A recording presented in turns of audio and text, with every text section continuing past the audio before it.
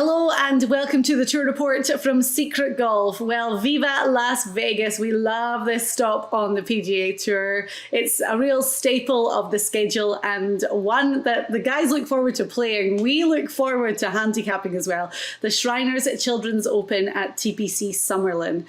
Elk, from your days on tour, I've heard them directly from you. There's always great stories when you guys hit Sin City. This tournament, as you see behind you there, TPC Summerlin, it's up into the foothills of Vegas, maybe 10 miles off the Strip. But back in my day, Diane, we used to play right in the middle of the Strip. We played at the Desert Inn and the Las Vegas Country Club and even the Tropicana. You could literally walk out of the back of the casino and go to the golf tournament. It was, what a time to be alive it was in the 80s in Vegas, Diane, when some of the legends were still playing, Frank Sinatra and all these guys, on the Strip. We've heard stories on this very show from Fuzzy Zeller when he was playing in Vegas and won the tournament. Funny that you mentioned Fuzzy as well, because he won this tournament. I mean, it's had various names, obviously, but the very first iteration in 1983. And the course that we're talking about this week, TPC Summerlin, which has hosted the tournament for a long time now, Fuzzy was actually brought in to help with, the renovations and the design of the course. So, and he's been on this show a lot before to tell us some good Vegas stories. Yeah, there's been some great champions. And, when I think of the Vegas tournament, there's been so many highlights on this. I remember Jonathan Bird having a hole-in-one, walk-off hole-in-one on the 17th hole in the playoff at this tournament.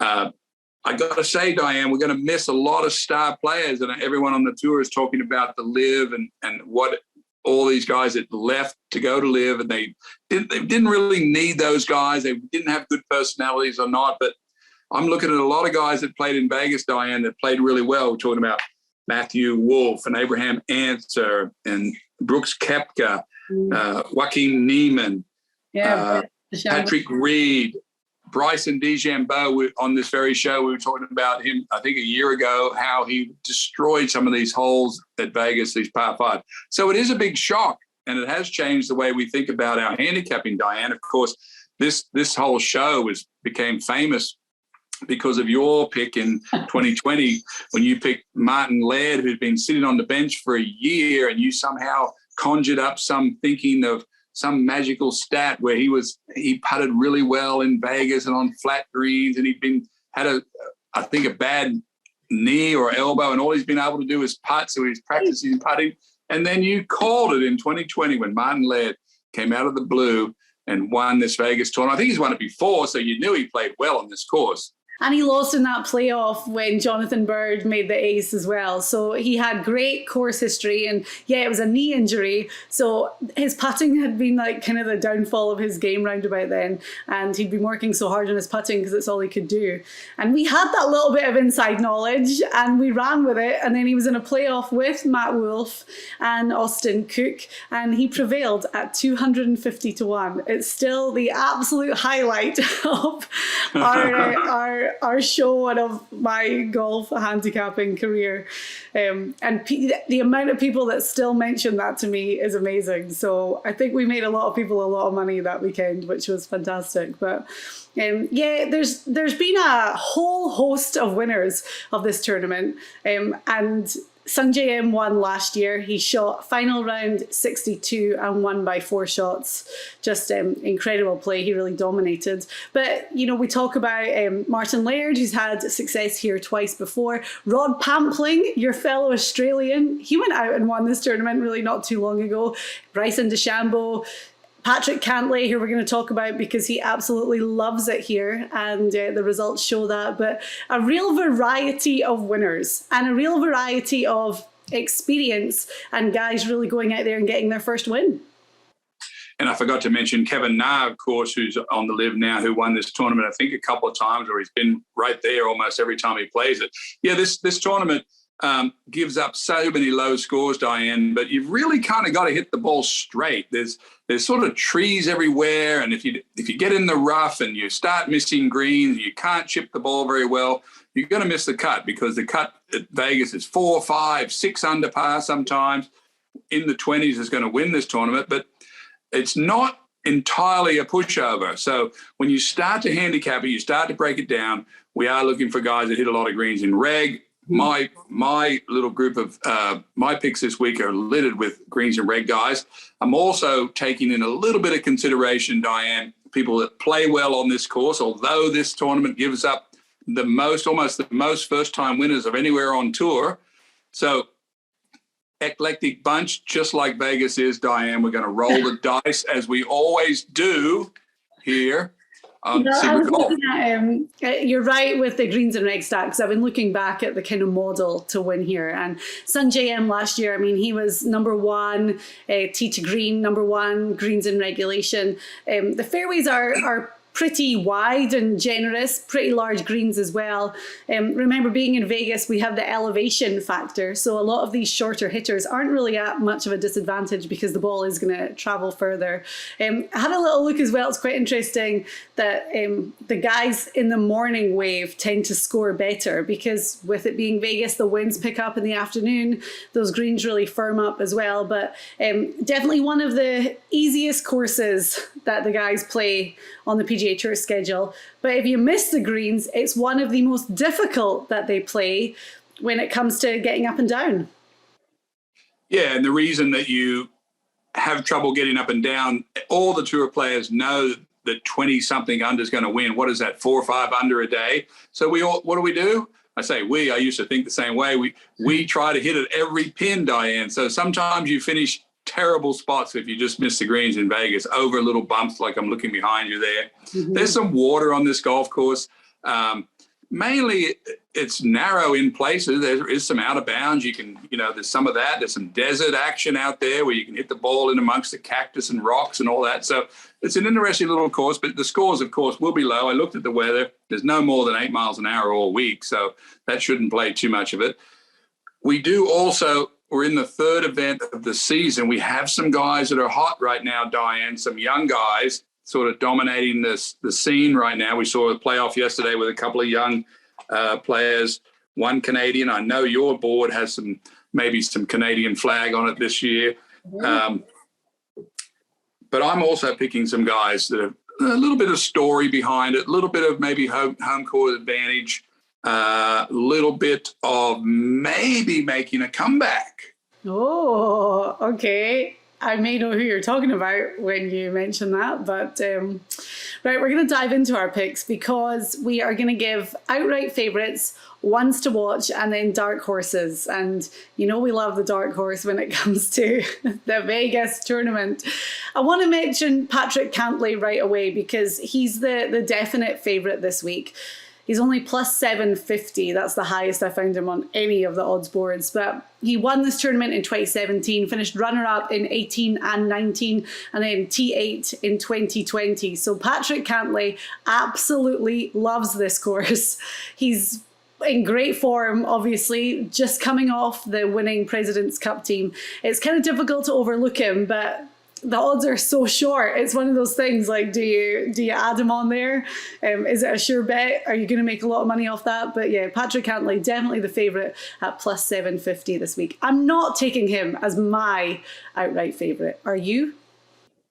I am not either, although when the tour now is going to add, I think, a dozen elevated events where these events are going to go up to 20 million, and it's going to attract all these star players like Patrick Cantlay to come in to play their event. But guys like Patrick Cantlay make a ton of their money at a tournament like this one. You just noted it. He has absolutely been a cash register at this tournament, and we're going to see some of that as a tour. It's not all lost, Diane, if you're not an elevated event, meaning that you're not going to a $20 million event. There's still some action on some of these other events. Mm-hmm. When I thought about the President's Cup, Diane, I said, who had something to gain from the President's Cup from the international side? And that has to be the young Tom Kim coming out of, won at Greensboro, and then we just exploded his personality onto the scene at the President's Cup. Even though we weren't victorious at all, he won some points, but his personality was coming through, Diane. And this will be sort of his, first event after the President's Cup, after he won at Greensboro, and now that everyone kind of knows him. He's not my pick either, but I expect Tom Kim to play well. My pick this week is a young man that he made it to the Tour Championship. I went down the list and looked at all the stats for the whole year. And on this very show, I said, this guy back in my day would have been the best striker. We used to have a category of who was the best hitter of the ball from tee to green and chipping, those three combined. And Sungjae Im was the top of the top 30 by a mile. He won this tournament last year. Do you know that he had 25 chip-ins last year, which is 6 better than the tour average? I mean, the guy can really chip. Yeah. And I knew that. I heard that stat at the President's Cup. And then I was watching him play against Jordan Spieth and Justin Thomas, and Sungjae Im was chipping, and those guys had their eyes on him because whenever you're playing with someone that's excellent at one part of their game, you're looking very closely. But Sungjae Im will have gotten some confidence, Diane, from the President's Cup. He's the defending champion. He will play good again in Vegas. He hits the ball the straightest, hits the most greens, so I'm sort of banking on that this week. I've got a cool fact about Sungjae Im as well, which it'll be a good little Vegas stat when you're looking at your bets. But he won his first event on the PGA Tour in his 50th start, and his second event, which was the Shriners last year, was his 100th start. So I love a pattern. I love a little bit of fate. So I know you do. That was cool for him. I had to check with you to see if his wife was pregnant. Otherwise, then it would have been locked, right? Sungjae Im 16-1. So definitely a favourite to defend. And we saw Max Homa successfully defend his title at the Fortinet just a couple of weeks ago. So Sungjae, and I think he'll play well here too. He's not my pick, but he'll play well too. He's gone to another level. I think Homa is going to be someone to reckon with this year on tour. Because he doesn't have a great track record at this tournament. But as you say, he's a different player now. And we've really seen that over the last year with him. So my outright favourite this week is 40-1. And I'm going with, 40-1. I think the odds are going to drop quickly on him. So if you can find him at high odds, take him ASAP. Taylor Montgomery. Now, I have picked Taylor Montgomery for the first 2 events of this PGA Tour season. He's a rookie coming off the Corn Ferry Tour. He's had 2 top 10 finishes in those 2 events. 3rd at the Fortinet, and then we just saw him finish T8 last week in Jackson, Mississippi. But if that wasn't all enough, and I've given all my reasons over the last couple of weeks as to why I'm picking him, he went to UNLV and he lives in Vegas. And he's lived with his parents, and with the money that he got from finishing 3rd at the Fortinet, he bought his first home. So you had talked about it at the start of the season that for these rookies, they're making money and they're cashing these checks. Well, Taylor Montgomery has invested in property with his very first paycheck, which is just great. But he's a fantastic putter. He was 5th in putting last week in Jackson. He's 2nd on the PGA Tour so far this season. And tee to green, his stats are great. Huge hitter. So I am no way backing off Taylor Montgomery. And I found him at 40-1, but as I said, the odds are getting slashed by the minute. But he's going to be my outright favourite this week. I like it. I like Taylor Montgomery. We were one of the first to start telling people about him, and he's doing it for us in the last 2 weeks. Yeah, really, really impressive. So those are our outright favourites: Sungjae Im at 16-1 and Taylor Montgomery at 40-1. We're going to move on to ones to watch, and we're definitely watching a few guys this week for sure. Do you want me to go first? Yeah. So I've got a story. I feel like I've got a story for everyone this week. But you teased it at the top of the show. I'm on a bit of a Canadian kick. Mackenzie Hughes just won at the Sanderson Farms, his first win since 2016. And he said that a real motivating factor for him was being snubbed from the President's Cup team. So he had a wee bit of a chip on his shoulder, I guess, which is great. And I'm thinking that this fellow Canadian maybe feels the same. I don't think he was, he finished 63 in the FedEx Cup standings last year. So I don't think he was like a sure pick by any means, and probably doesn't feel like he was snubbed. But I'm sure he feels a little bit disappointed that he didn't play better to get in the team. And I'm thinking he'll be motivated by Mackenzie Hughes, but I'm going with Adam Hadwin.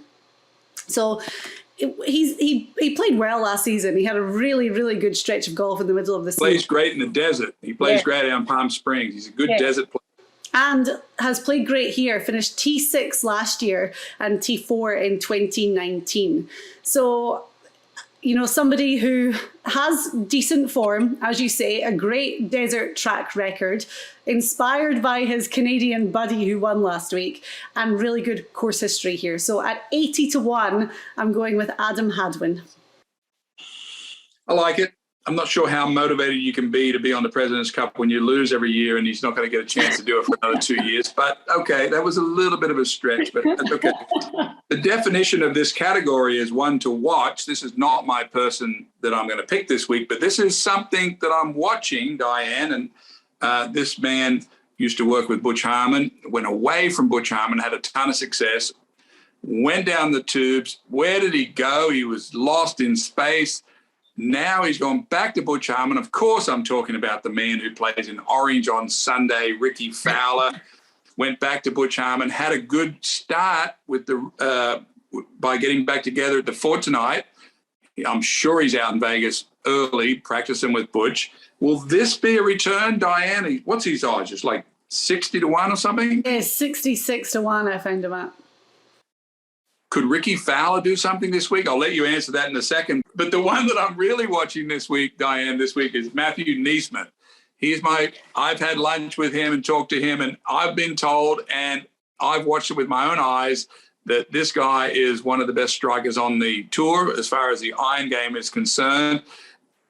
Gets a little bit off his game, putting, driving, all over the show. He's a little bit of a, free spirit, but when he gets honed in, like he did last week in Sanderson, 9 birdies on Sunday, I am on riding this wave because this is the kind of player he is. I mean, I've seen guys on tour, Diane, that get hot in my day. They play good for 6-7 weeks a year, and that's it. The rest of the time, they're kind of all over the show. Patton Kazai is a little bit like that, one of our Secret Golf contributors. But when Neesmith gets going and started hitting the ball straight, like he does and can, like he is right now, I'm jumping on board. So that's who I'm watching this week. Yeah, the cool thing about him is he's played this tournament 3 times before, and in those 3 events finished T8, T14 and T18. So those are really good finishes, especially obviously one being a top 10. So I like it. Good momentum as well. He had a fantastic Sunday. That was brilliant for him. Okay, cool. So you're going with Matthew Neesmith, who is 80-1. And I'm taking same odds, actually, for Adam Hadwin. So those are our ones to watch. And then we move on to our dark horse picks. So the guys with the really high odds. And remember, this was our Martin Laird category at 250-1 when he won in 2020. I'll let you go first. My guy is not 250-1. But well, I think I've got my guy. I think you told me is 100-1 this week. But when we talk about our dark horses, we believe in our hearts that these guys actually can win the event, just like a Martin Laird did. I'm going to talk about a young man. You would have heard of his name. Of course you have, but strong player, went to USC, was held the #1 ranking for amateur in the world for almost a whole year, played in this tournament when he first turned pro, Diane, and finished tie 8th. Of course, this is Justin Sue we're talking about, went to USC, won the Tour Championship, came out of the graduating class onto the tour this year, #1, hasn't done anything in the last 2 events yet. However, he lives in Vegas, and there would be nothing better than for him to get back to where he came from and what he's doing and get refocused. And this is the week right here, Diane, 100-1. He's going to do it on the tour. He is. This guy's, everyone is talking about Justin Sue and how good he plays, and this matter of time whether he turns into another Will Zalatoris. This is it this week. I love it. Yeah, fantastic pick. And, we talk about the conditions in Vegas are a little bit different with the elevation. And I know the wind isn't going to be so much of a factor this week, but the conditions will change from morning to afternoon. And as you say, Justin Sue lives in Vegas. He's used to it. So, and will be disappointed with how he's played over the last 2 weeks. So he'll have friends and family out with him, I'm sure. And I like it. 100-1 for him. That's big odds on that guy. I was surprised because his odds are really shot up after him, missing 2 cuts in a row. He was re-ranked he was #1, our re-ranked player going into 4 tonight. Mm-hmm. Yeah. And now we got him 3 weeks later at 100-1. It's got to be the best value pick we've had in a while. I think so. Right, well, I'm going with another Canadian. This was not planned. but hey, that's the way that we're rolling the dice this week in Vegas. Nick Taylor at 130 to 1, right? And I've got all my reasoning. You know me. I looked at the Martin Laird win in 2020 and the model of how he got it done pretty much. And solid tee to green, excellent approach stats. And you don't have to be a phenomenal putter. We talked about the fact that these are big greens. And Martin Laird, even though I picked him because I knew he'd been working so hard on his putting, he was, I think, top 30, like 27th or something in putting that week. So I took that model and was like, oh, who am I going to look at for this week? And Nick Taylor is the guy that popped out. So he's number 8 for tee to green stats this season. He's 22nd in approach. So those are pretty good numbers. But what I really love is he finished T6 at the Fortinet and T19 last week. So that's some good form from Nick Taylor right now. So at 130 to 1, I'm thinking it could be a great week for him. And I've got one more thing actually, which I just thought of right now. Nick Taylor and Martin Laird have the same coach, and I know that because it's also my brother's coach. So, well, I was going to pick your brother because he's playing good. I texted with him yesterday. Had a solid week, and he loves this place. He's a straight hitter. He's your brother was in the top 5 in greens, and hey, the whole year we were almost like, oh, I can't pick Russell again because he's your brother. But Russell Knox, he would be a one to watch. What's his odds this week, or maybe not? He's 80 to 1. But I'm going to pick him this week somewhere because he loves his course. He's finished 3rd here before. And he changed his putter, right? Where are we up on the saga of the long putter? So so he has gone to a long putter, but you're going to love this story actually, because he said that the first few weeks of using it, he didn't feel 100% comfortable with that kind of like pendulum swing. So he cut it down with himself. He got a little saw from Ace Hardware or Home Depot or whatever, and he cut down the putter himself. And he said that he just came up with his own grip. Like he started playing around and he's come up with this grip that he doesn't even know if it even exists or if anyone else has ever done it before, but he feels really comfortable. And for the first time ever, his putting stats are really good. So I got to tune in. I got to find out. I got to get him to take a picture of how he's gripping it now that you've told me this story. And what he said to me is he's never, ever in his whole career been so excited about his putting. So to me, I was like, wow. And I looked at his stats last week because that's what I do as this weirdo obsessed sister. But his off the tee stats were really off last week. But man, that's always been the strength of his game. And he knows when there's something off and he can fix it really quickly. So I know that he's going to really be working on that at the start of the week to get it right, to go play a course he loves. So I'm moving him into my ones to watch as well with Ricky Fowler and Matthew Niesman. Okay, you've got 3. 3 picks. 3 picks. Yeah, I mean, it's good. We love this week. But obviously, we'll look at those long shots. I'm going with Nick Taylor at 130 to 1, and you have Justin Sue at 100 to 1. So there we go. We also have Live Golf happening this week in Bangkok. So we'll have a look to see how the week unfolds. We'll maybe jump back on and we'll talk about that. But, there's a lot of buzz around this tournament. A lot of the guys are really excited to get over there and play.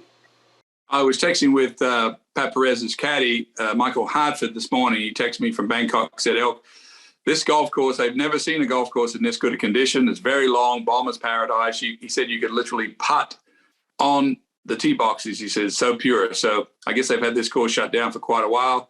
Looking forward to seeing what that's all about.